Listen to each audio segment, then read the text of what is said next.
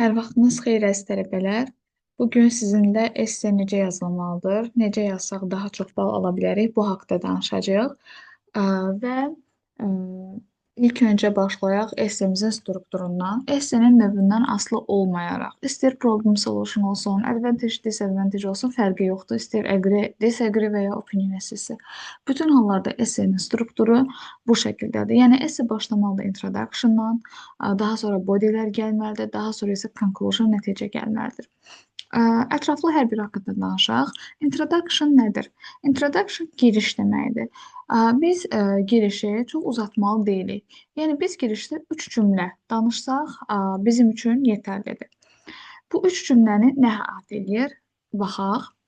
Deməli, ilk cümlədə bizə bir ad verəcək, bir esse adı verəcək. Həmin o adı parafraz etməliyik.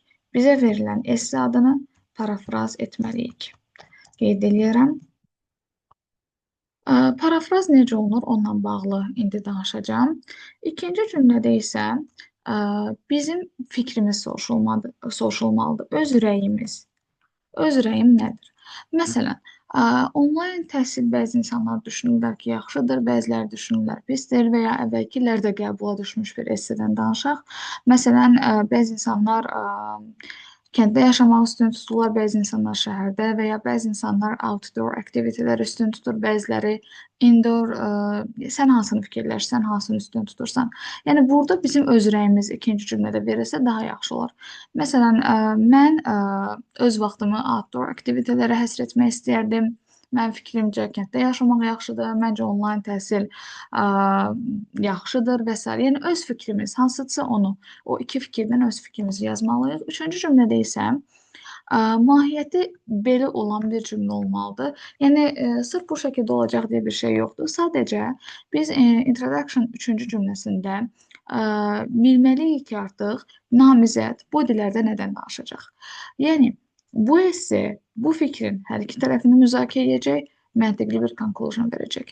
Və ya problem solution essesidirsə, burada yazılmalıdır ki, bu esse bu məsələ ilə bağlı bu problemi deyəcək və bu həlli verəcək. Məsələn, yəni bu dillərdə nə danışacaqsa, introduction'ın son cümləsində biz artıq onu test statement olaraq qeyd etməliyik. Yəni bu artıq bizə bəlli etməlidir ki, namizəd body 1 və body 2-da nələr danışacaq. Nəzərinizə çatdırım ki, bu cümlə istənilən bir esseyə uyğun ola biləcəyi cümlədir. Yəni istənilən bir mövzuya uyğun gələ biləcəyi bir cümlədir. Ümumiyyətlə parafrazdan danışaq ki, parafraz necə olunmalıdır? Deməli, parafrazın ən yaxşı yollarından biri sinonimdir. Məsələn, gəl bir cümlə yazaq. People consider. İnsanlar hesab edir. Bunu dəyişməyin ən yaxşı yolu sinonimlərlə dəyişə bilərik. Bizə bir esse adı veriləcək. Axı biz o esse adını parafraz edib yazmalıyıq introduction birinci cümləsinə. Individuals. Consider əvəz edə bilərik reckon'dan. İnsanlar hesab edir. Baxın, eyni mənadır. Amma vizual olaraq dəyişib. Yəni parafraz bu deməkdir. Məna eyni qalsın, amma vizual olaraq dəyişməlidir. İkincisi isə məchula çevirmək ola bilər. Məsələn, yenə people consider dəyişərək məchula çevirərək it is considered by people that. Nəzərinizə çatdırım ki, ümumiyyətlə məchul növ akademik yazılarda çox istifadə olunan bir növdür. Yəni insanlar hesab edir, mən hesab edirəm əvəzinə insanlar tərəfindən hesab olunur ki, alimlər tərəfindən araşdırılır ki və s. Bu daha akademik səslənir. Daha sonra üçüncü isə mən həmişə deyirəm, bunları əgər biliriksə birləşdirib yazmaq daha məqsədə uyğundur. Yəni it is reckoned by individuals. Baxın, bu şəkildə biz artıq bu cümləni, baxın, people consider it, amma biz belə bir versiyaya gətirdik. Yəni, həm söz sayımız artmış oldu, həm də akademik oldu, həm də bizim leksikologiyamızda, grammar bazamızda yəni, nümayiş olunmuş oldu. Deməli, introduction bu şəkildə olacaq. Davam edək. Bəs bu dillərdə nədən danışacağıq? Bu dillər artıq arqumentlər olmalıdır. Yəni, bu dildə Bizə soruşulur ki, məsələn, sən outdoor aktivitetləri sevirsən yoxsa indoor? Əgər mən introduction ikinci cümləsində demişəmsə ki, mən outdoor üstün tuturam, artıq mən body 1-də də outdoor aktivitetlərdən danışmalıyam, yəni çöldə oynanan oyunlar və s. Ya da mən əgər kənddə yaşamağı daha üstün tutmuşamsa, mən body 1-də kənddə yaşamağın üstünlüyündən danışmalıyam. Yəni Body 1-də də və ya Body 2-də də hərəsində 3-4 cümlə yazılmağı yetərlidir. Yəni bizim axı müəyyən bir söz limitimiz var. Birazdan biz meyar haqqında danışacağıq. O meyarda söz limiti haqqında da məlumat verəcəm. Deməli, Body 1-də biz ilk nə etməliyik?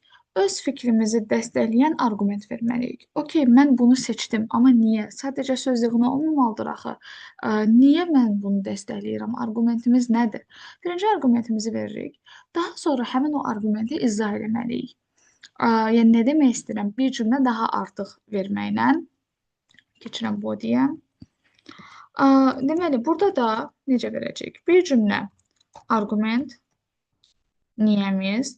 İkinci cümlə o arqumenti izah etmək. Üçüncü cümlə isə nümunə. Yəni bu ən vacib nüans nümunədir. Nümunə vermək lazımdır. Arqumentimizi dəstəkləyən nümunə, yəni supporting detail. Nümunə nə ola bilər? Əlbəttə nümunə verərkən öz adımızı deməkdən qaçınmalıyıq. Özümüz haqqında detallı informasiya verməməliyik. Bu artıq essemizi təhlükə altına sala bilər, işarə xarakteri daşıya bilər. Ona görə də öz adımızı verməkdən çəkinməliyik. Amma nə ola bilər? Daha akademik bir şey. Hər hansısa bir millət haqqında nümunə gətirə bilərsiniz və ya hər hansısa bir tanınmış bir şəxsin adı çəkilə bilər, yazıcı və ya başqa bir alim, hər hansısa bir universitetin apardığı tədqiqatlar və s. Siz o haqqda dəqiq məlumat bilməsəz belə, approximately, roughly, nearly, about, almost, yəni daha belə təxminən sözlərindən istifadə edərək özünüzü riskə atmadan da nümunələr gətirə bilərsiniz.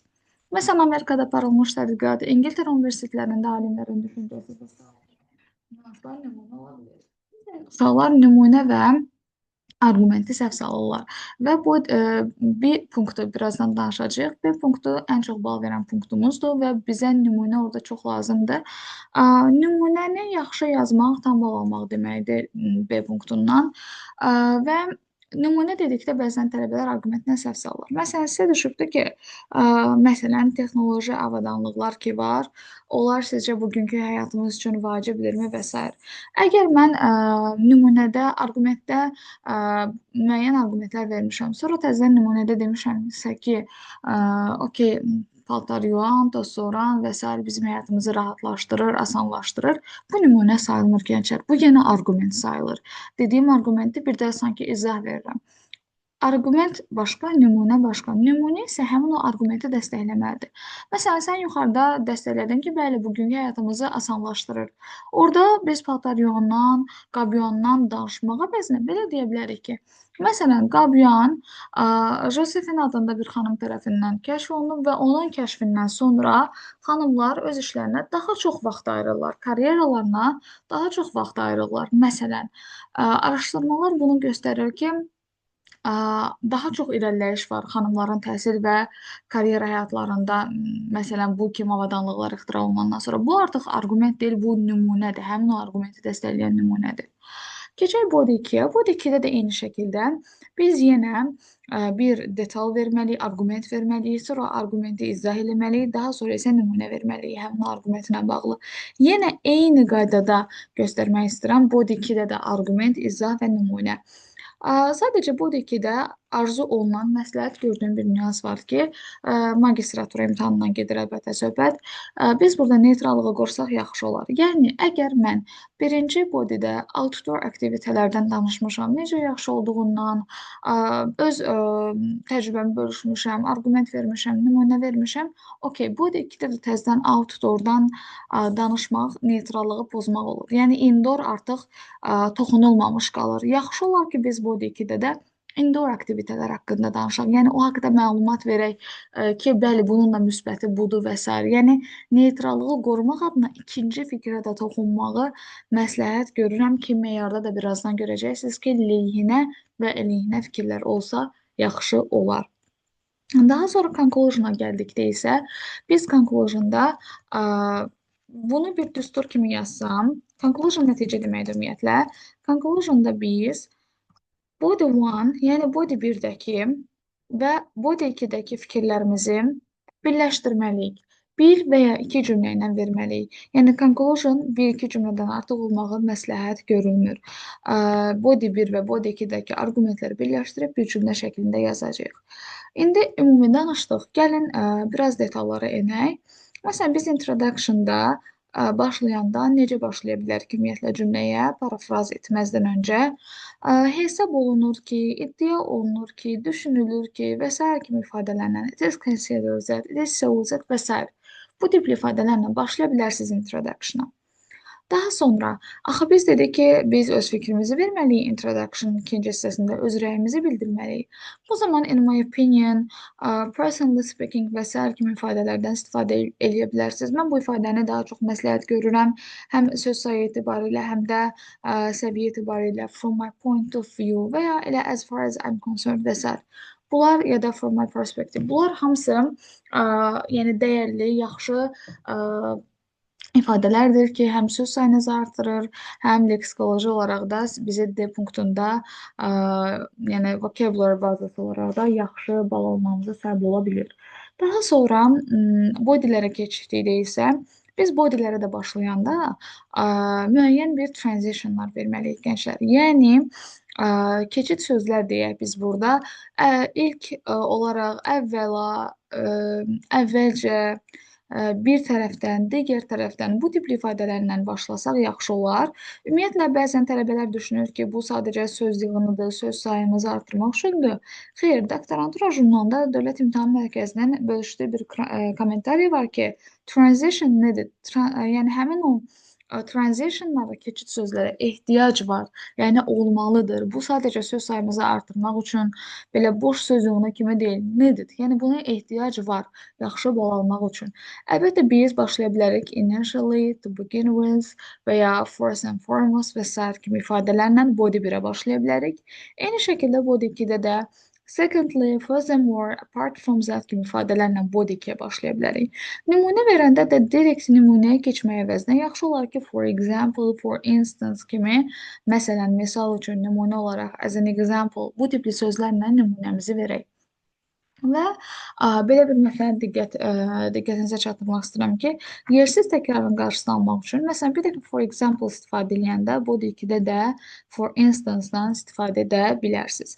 Conclusion-da isə mütləq başlayanda to conclude, in conclusion, to sum up kimi ifadələrdən istifadə etməyinizi məsləhət görürəm. Yəni, bunların dördündən birinə istifadə etsəniz, çox yaxşı olar conclusion-a başladıqda. Real bir esse üzərində gedək. Təsəvvür edək ki, qəbula belə bir esse düşüb bizə. Bəzi insanlar üstün tuturlar öz boş vaxtlarını outdoor çöldə keçirməyi, digərləri isə niyyətindədirlər öz asudə vaxtlarını evdə keçirməyi. Would you prefer to be outside or inside for your leisure activity? Bu artıq opinion essesidir. Yəni mənim rəyimi soruşur. Sən hansını üstün tutursan? Evdə keçirməyi yoxsa çöldə keçirməyi? Bütün essələrin sonunda zaten bu şablon cümləni görəcəksiniz. Spesifik səbəblər və nümunələrlə öz seçiminizi izah edin. Başlayaq introduction-a. Birinci ədədə giriş verir ki, bu günlərdə keyfiyyətli vaxt keçirmək çox vacibdir həyatımızdan stresi azaltmaq üçün. Bəzi insanlar üstün tuturlar öz boş vaxtlarını indoor keçirməyi. Baxın, ikinci cümlədə artıq argumentini verir, öz rəyini. Mən amma öz boş vaxtımı outdoor aktivitelərə həsr edərdim. Sonra yadınızda da bayaq dedim ki, biz introduction-ın son cümləsində müəyyən şablon bir cümlə yazırdıq ki, bu esse danışacaq, bu nüanslardan məntiqli conclusion verəcək və s. Burada da həmçinin bizə qeyd edir ki, iki səbəbi danışacaq və explore aşağıdakı hissədə bunu araşdıracaq. Az öncə dediyimiz kimi biz baxın başlayırıq transitionlarla bodylərə, elə həmçinin conclusionun özünə də. Deməli, outdoor aktivitelərlə başlasaq, bu bizə kömək eləyir təbiətlə iç-içə qalmağımıza, havadan, təbii resurslardan zövq almağımıza. Deməli, argumentimiz təbiətlə iç-içə qalmaqdır, təbiət. Sonra izah verir ki, okey, təbiətlə iç-içə qalmaq deyəndə nəyi nəzərdə tutur? Məşğul həyat tərzimizdə to be trapped, əhatə olunuruq texnologiya ilə indoor içəridə. Ona görə də outside çöldə vaxt keçirmək sizi refresh edə bilər. Yəni daha belə ə, təmizləyə bilər beyninizi, istirahət edə bilərsiniz. Misal üçün nümunə gətirir. Proqram təminatçısı kimi vaxtının çox hissəsini kompüter arxasında keçirir ofisdə. Ona görə də həftə sonlarını ailəsi ilə bir milli parkda piknik edərək keçirmək səni motivasiya eləyə bilər. Bu da bizim nümunəmiz. Daha sonra isə az öncə qeyd elədik ki, arqument verilir, izah verilir, nümunə verilir. Eyni şəkildə body 2-də də. Amma body 2-də fərqli bir nüans da odur ki, biz neytrallığı qorumaq adına bir cümlə də olsa digər deməli aspektə toxunmalıyıq. İkincisi, bəzi insanlar isə indoorun çox avantajlı olduğunu düşünürlər. Yəni çöldə, evdə vaxt keçirməyin çox avantajlı olduğunu düşünürlər. Baxın, artıq indoor toxundu burada.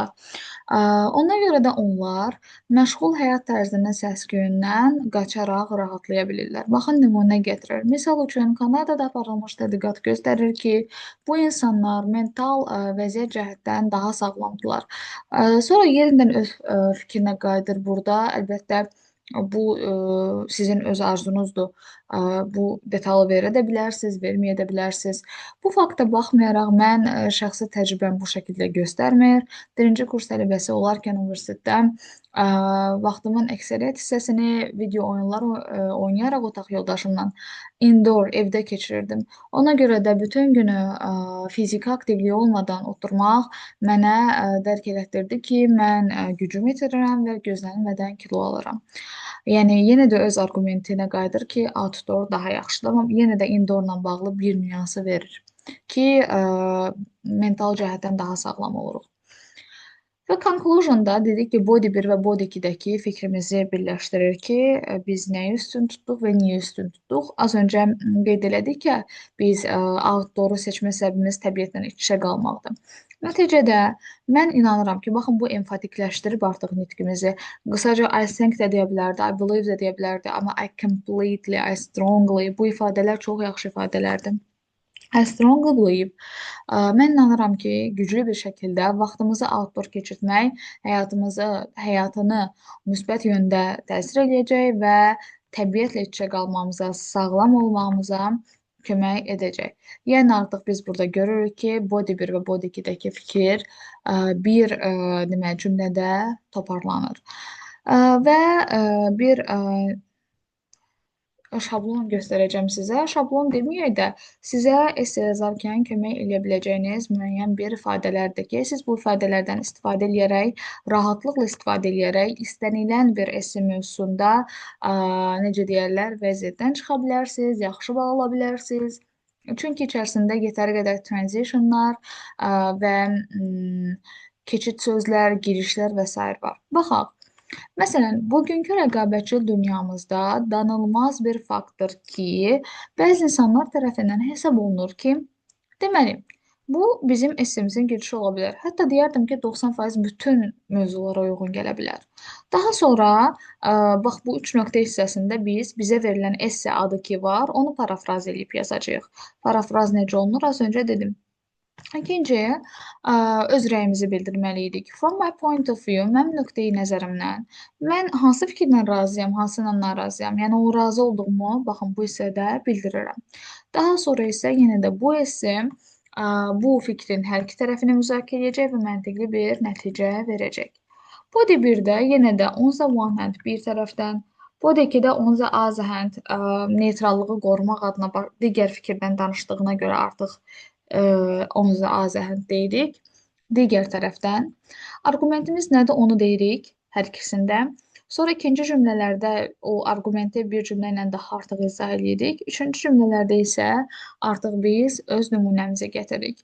Əla bir nümunə kimi Şotland alimlər tərəfindən aparılmış tədqiqata görə məsələn belə bir giriş verə bilərik nümunəmizə və ya body 2-də misal üçün, deməli, İngiltərənin universitetlərinin birində aparılmış son tədqiqat göstərdi ki, əlbəttə siz bura show da yaza bilərdiniz, amma yəni level etibarıyla indicate daha yaxşı sizə bal qazandıracaq sözlərdəndir. Məsələn, və ya elə burada undeniable, irrefutable və s. kimi sözlər olsun. Conclusion'a gəldikdə isə Yenə də in conclusion, nəticədə. Sonra burada to be inclined ifadəsi var. İnanmağa meylliyəm ki, yenə də bu bizim D punktuna görə leksikologiyamızın, söz bazamızın yüksəkliyindən xəbər verir. Məsələn, nə deyək, onlayn təhsilin həyatımızda böyük təsiri var. Məsələn, online education has a great impact on our life. Ya da kənddə yaşamağın to live in the village has a great impact on our life. Ya da online shopping has a great impact on our life. Technology has a great impact on our life. Yəni çox esseyə gedə biləcəyi, esse mövzusuna gedə biləcəyi bir deməli cümlədir bu da conclusionda. Gəlin biz baxaq ki, esse ümumiyyətlə necə dəyərləndirilir, meyar və punktlara. Ümumiyyətlə esse dəyərləndirilərkən 4 punktə əsasən qiymətləndirilir. A, B, C və D punktu. A punktundan başlamaq istəyirəm. A punktu essenin mövzusu, həcmi və strukturunu əhatə edir. Yəni tələbə əgər verilmiş xarici dildə yazıb, mövzunun adına uyğun yazıbsa, həcm də 150-200 söz arasıdır və az öncə saydığım kimi 4 hissəyə bölüb esseni: introduction, bodylər və conclusion. Bu halda esse A punktuna görə 1 balla dəyərləndirilir və 150-200 söz demək sizi qorxutmasın, çünki ayrı yazılan hər şey sözdən hesablanır.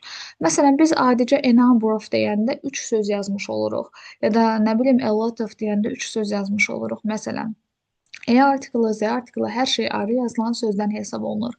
Ona görə də, yəni 200 sözə çatmaq o qədər çətin deyil. Hətta mənim sizə az öncə verdiyim nümunənin özündə az qala 115 söz var. Yəni halbuki hələ sadəcə bir maketdir deyək, hələ cümlələr yoxdur içərisində, arqumentlər. Dediyim kimi bir də orijinallıq gözlənilməlidir. Bu nə deməkdir? Yəni plagiat olmamalıdır. Plagiat oldusa, o zaman artıq 0 balla qiymətləndirilir. Yəni hardansa şablonu əzbərləyib də olduğu kimi heç nöqtə belə ötürmədən.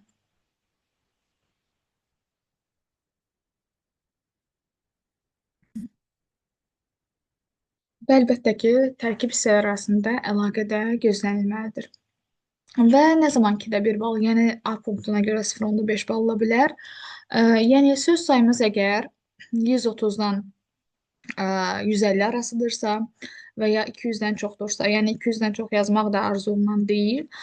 Bu halda biz artıq 0,5 bal verməliyik A punktuna görə və tərkib hissə arasında qismən əlaqə pozulubdur, orijinallıq qismən pozulub və ya abzası 4 yerə bölməyib, məsələn 2 yerə bölüb, 3 yerə bölüb, bu zaman artıq yenə də tam bal verə bilmirik. A punktuna görə 0,5 balla dəyərləndirilməlidir. Həcm 130 sözdən aşağıdırsa, 4 hissəyə bölməyib elə adicə inşa kimi hər hansı bir struktur olmadan yazıbdırsa, nitqi, yəni yazısı anlaşılan deyilsə, söz yığınıdırsa, bu zaman 0 balla qiymətləndirilir. Nəzərinizə çatdırım ki, A punktu əgər 0 bal aldısa, B, C, D punktları artıq bloklanır və qiymətləndirilməyə alına bilmir. Yəni, esse mükəmməl esse olsa belə 130 sözdən aşağıdırsa və ya ümumiyyətlə heç 4 hissəyə bölünməyibsə, CD punktu tam da ala bildiyi halda, məsələn, ala bilməz, çünki A punktu artıq digər punktları bloklayır. B punktu isə mövzunun əhatə olunması da ən vacib punktdur. Az öncə bunu qeyd elədik. 2 bal verir bizə, çünki digərləri 1 baldır, bu 2 baldır. Mövzu şərh olunub, arqumentlər var, izah var, lehinə, əleyhinə fikirlər var, yəni neytrallıq qorunub. Nümunələr var. 2 arqument var minimum, yəni body 1-də də danışır, body 2-də də hər hansı bir arqumentdən danışır. Bu zaman 2 bal. Amma əgər ümumiyyətlə məntiqli inandırıcı arqumentlər deyilsə, az arqument gətirilib, məsələn, bir dənə arqument gətirilib, lehinə və ya əleyhinə fikir yoxdur, neytrallıq pozulub, ümumiyyətlə heç nümunə yoxdur, inandırıcı nümunə deyil və ya bu 1 balla qiymətləndirilir. Amma heç bir nümunə yoxdur, əsaslandırılmayıbdır, fakt yoxdur, hər hansı bir arqument gətirilməyibdir, neytrallıq yoxdur, nəzərə çarpacaq dərəcədə kənara çıxıbsa artıq 0 balla qiymətləndirilir. C punktu isə qrammatik qaydalar, məntiqi ardıcıllıqdır. Nəzərinizə çatdırım ki, burada tələbələrin xeyrinə bir nüans var. Tələbə əgər, burada çünki görürük qrammatik səhvlərin sayı, məsələn, tələbə 1-5 qrammatik səhv edibsə, bu zaman yalnızca qrammatik yox, əlbəttə ki, orfoqrafik səhvlər də bura aiddir. Eləyibsə, tələbə 1 balla qiymətləndirilir C punktuna əsasən, yəni ondan bal kəsilmir. Amma əgər səhvlərin sayı artıq 6-7 dərəcədirsə, bu zaman 2-də 1 balla qiymətləndirilir, yəni 0,5 və ümumiyyətlə 7-dən çoxdur, cümlə qurmağa çətinlik çəkir, söz yığını da bu zaman S punktu 0 balla qiymətləndirilir. Hə, burada bizim xeyrimizə bir məsələ var ki, tələbələrin xeyrinə. Tələbə məsələn, essedə tutaq ki, bir 10 dənə yerdə cəm isim yazıb, amma tək xəbər yazıb. Məsələn, books yazıb, amma is yazıb. Scholars yazıb, is yazıb, ya da children yazıb, is yazıb, child yazıb, are yazıb və s. Məsələn. Bu zaman tələbə artıq 10 dənə səhv yazmış olmur, bir dənə səhv yazmış olur. Yəni eyni qrammatik qaydaya aid olan səhvlər bir səhvdir və ya çox yerdə zaman uzlaşmasını pozub, amma onların hamısı bir səhv olaraq dəyərləndirilir. Çünki eyni qrammatik qaydaya aiddir. Və tam bağlamaq üçün də müxtəlif cümlə quruluşlarından, strukturlarından istifadə etmək lazımdır. Birləşdirici vasitələr olmalıdır. Hansı ki, because, nə bilim, since və ya hər hansısa bir bağlayıcılar ola bilər. Yəni, sırf sadə cümlə quruluşundan çıxmaq lazımdır. Dil punktu isə leksikologiyanı əhatə eləyir, yəni söz ehtiyatımızın müxtəlifliyi və işlədilməsi. Yəni mövzuya uyğundur bu söz ehtiyatımız, yerindəmi işlədilir? Səhvlər əlbəttə ki, 1-5 arasıdırsa 1 bal verilir, bal çıxılmır. Yenə də qrammatika punktundakı kimi 6-7 dənəsidirsə 0,5 bal, 7-dən çoxdursa 0 bal. Yəni ümumiyyətlə mövzuya uyğun deyil, yersiz təkrarlar var, söz ehtiyatı elədir ki, mövzunu çatdırmağına mane yaradır. Bu halda əlbəttə 0 baldır. Məsləhət görürəm ki, qəbul üçün öyrəndiyiniz sözləri esələrinizdə istifadə edəsiniz. Belə ki, əgər siz essential, integral, crucial və s. kimi sözləri significant bilirsinizsə, bunları elə essedə də istifadə edəsiniz. Yəni hər yerdə important, necessary demək əvəzinə, məsələn, öz söz ehtiyatımızın səngilliyini də burada göstərə bilərik. Deməli, əlbəttə ki, ingilis dilində esselər bir dənə opinion essesi ilə məhdudlaşmır. Bizim digər esse növlərimiz də var. Məsələn, problem solution essesi var, advantage disadvantage essesi var, sonra agree disagree essesi var. Biz opinion essesinə baxdıq az öncə. Agree disagree essesində isə yenə də ya bizə bir fikir verir, essələrin növlərini suallarından ayırd edə bilirik əlbəttə. Məsələn, do you agree or disagree? What extent do you agree or disagree? Bu tipli sual varsa, deməli agree disagree'dir.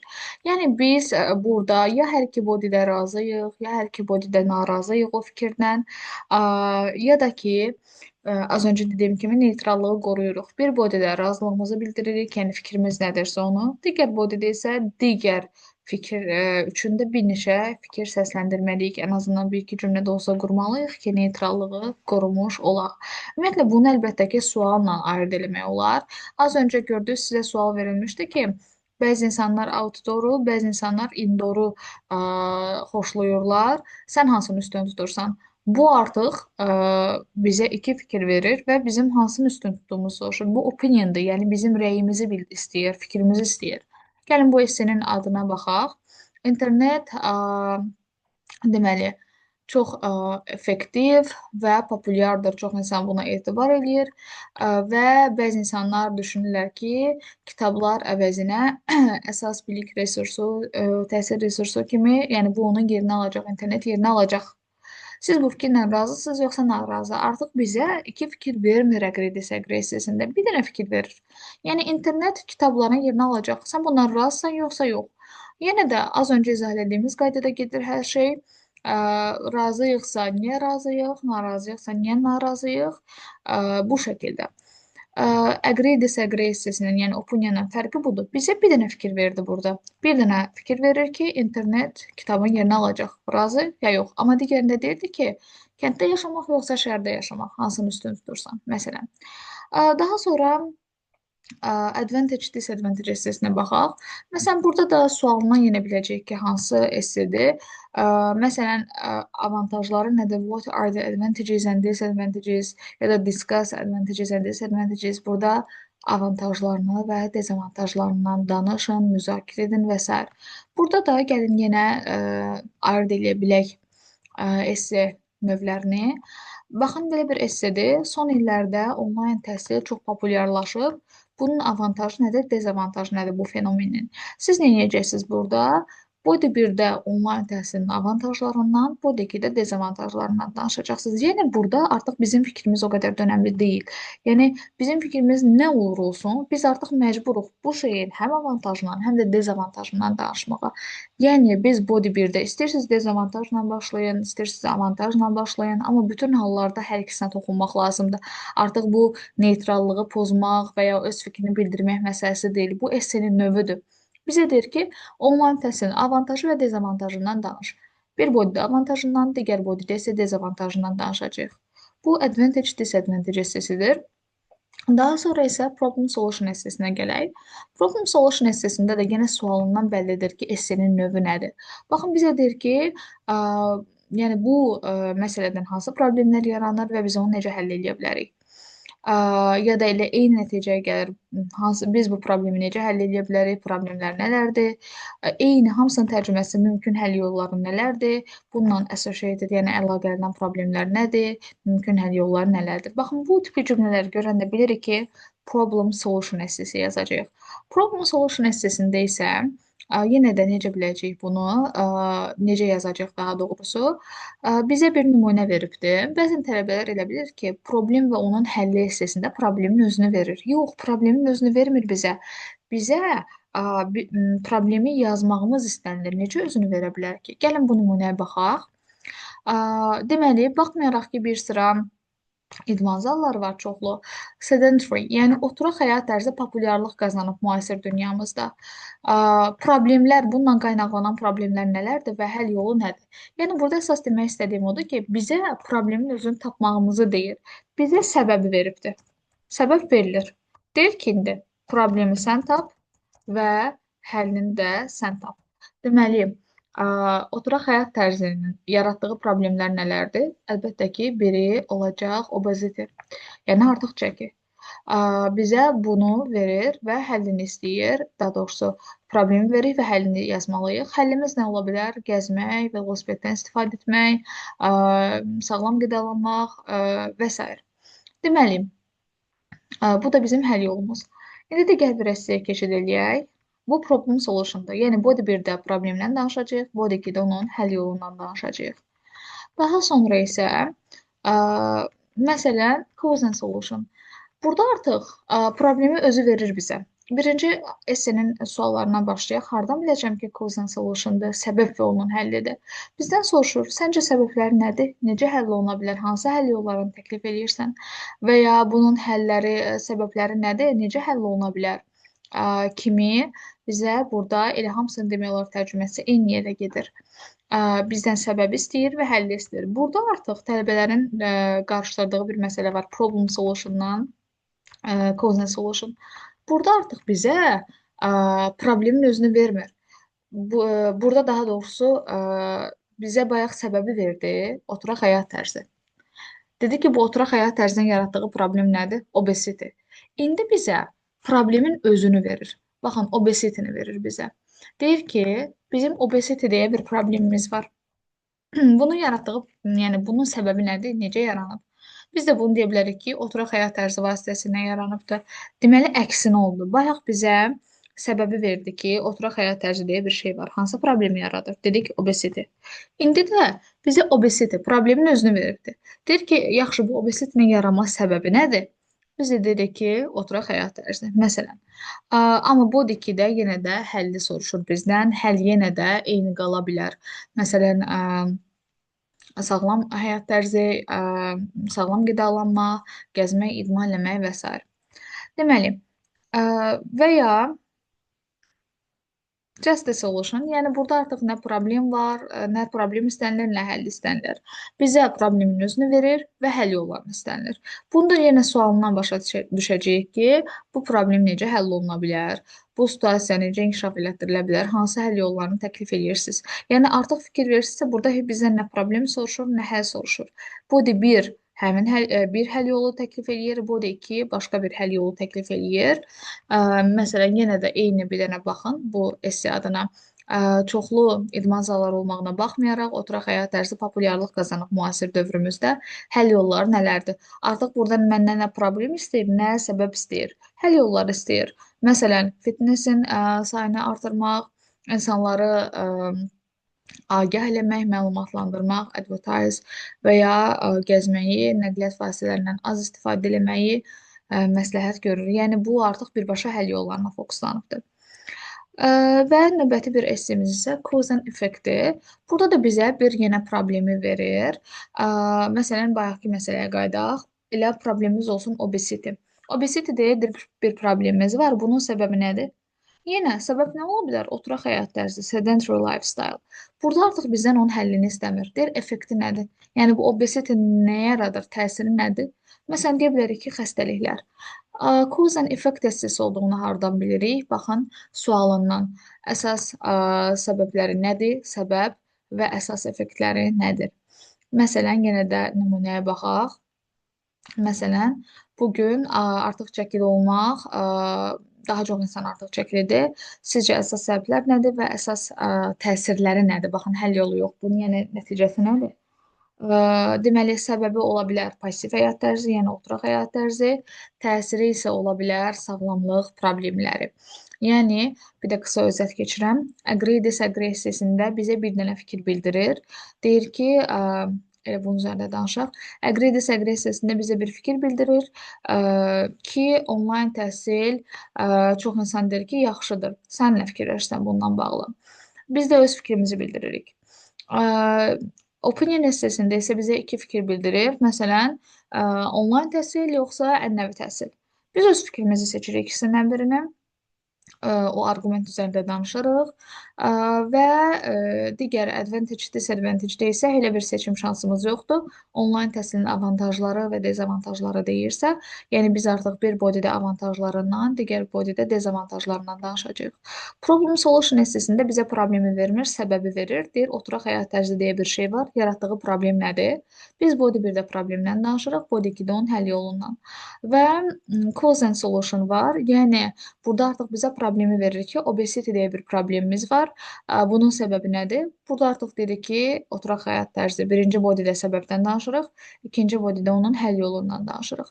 Daha sonra cause and effect hissəsi var idi, bayaq gördük. Səbəb və onun təsiri. Yenə də obesity deyə bir problemimiz var. Bunun səbəbi nədir? Oturaq həyat tərzi. Body 1-də danışacağıq onun səbəbindən. Body 2-də isə artıq həll yolu yox, effekt. Yəni bunun təsiri nədir? Burada isə danışacağıq biz, məsələn, yaratdığı xəstəliklərdən. Deməli, müəyyən bir, biz bayaq gördük, introduction 3-cü cümləsində müəyyən bir cümlə yazmalıyıq ki, body 1, body 2 nədən danışacaq. Mən hər bir esse növü üçün bir şablon cümlə hazırlamışam ki, introduction son cümləsində bunlar yazıla bilər. Məsələn, agree disagree hissəsində yazmaq olar ki, bu esse hər iki fikri əhatə eləyəcək və məntiqli bir conclusion sürəcək. Yəni, neytrallığı qorumaq adına hər iki fikri yazmışam. Sonra problem solution hissəsində bu esse əsas problemi müzakirə eləyəcək və bu problemi aradan qaldırmaq üçün mümkün həll yolu deyəcək. Daha sonra isə məntiqli bir conclusion provide təmin eləyəcək. Daha sonra cause and solution-da yenə eyni gedir. Burada problem yazmışıq. Burada sadəcə dəyişdirib səbəb yazırıq. Bu esse əsas səbəbi deyəcək bu məsələ ilə bağlı və mümkün həll yolunu təklif eləyəcək ondan qaçınmaq üçün və məntiqli bir conclusion verəcək. Cause and effect-də də yenə bu esse əsas səbəbi deyəcək bu məsələ ilə bağlı və mümkün təsirləri nədir bu problemin onu deyəcək və məntiqli bir conclusion verəcək. Fikir verin, yəni hamısında demək olar eyni məsələdir. Problem solution-da problem yazırıq, cause and solution-da cause yazırıq, cause and effect-də solution əvəzinə effect yazırıq və s. Advantage, disadvantage-də isə deyirik ki, bu esse bu şeyin avantajlarından, dezavantajlarından danışacaq və məntiqli bir conclusion verəcək. Bu şəkildə bütün yəni esselər haqqında müəyyən bir cümlələrimiz var və həmçinin nümunə verərkən də məsələn bu tipli ifadələrdən istifadə edə bilərsiniz ki, son tədqiqata görə aparılmış tədqiqat göstərdi ki, Şotland alimlər tərəfindən sübut olundur ki, statistikaya görə və sair kimi ifadələrdən istifadə etmək olar. Bu şəkildə esse haqqında danışacaqlarımız bu qədərdir.